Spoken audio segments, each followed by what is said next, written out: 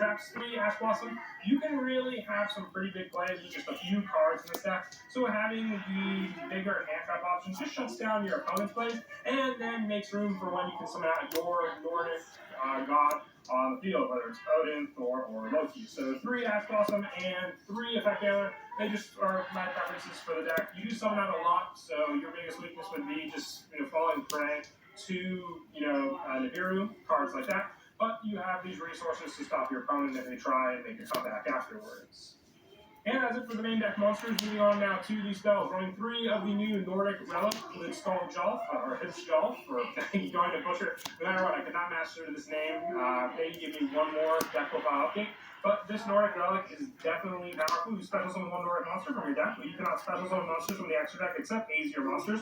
While that monster is face up on the field, you can add one Nordic monster from your deck to your hand, then shuffle one hand to your deck. One Nordic Relic effect per turn. Once that turn.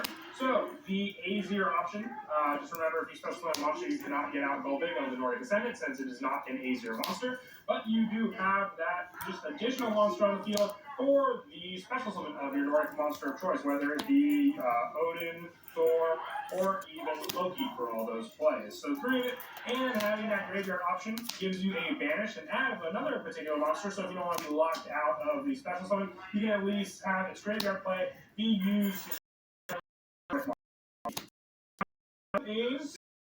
this one definitely helps. 3, but it locks you into not being able to special summon from the extra deck. But if you already have of the Nordic Ascendant on the field with these tokens, you'll banish them for the cost of Golbig and then have no more tokens on the field but the 3 monsters needed that you get by banishing cards from your field thanks to this card.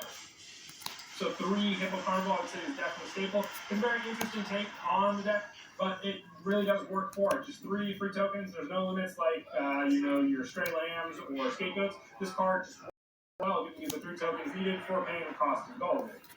And for some of the one-ups, I run 1 Nordic Relic, Dropnir. Equipped only to an easier or Nordic monster. It gains 800 attack. If this face-up card is destroyed by a card effect, you can add 1 Nordic Relic card from your deck to your hand. Another power boost for some of the Nordic easiers, with this card being an option, especially just powering them up. With their already high attack stats, it's just an added bonus. 1 Foolish Burial of Goods. This is to send our Nordic Relic 3 up to the graveyard for more of that search option. And also 1 Monster Reborn, just another resource from the graveyard to use, and 1 Reinforcements of the Army with our Nordic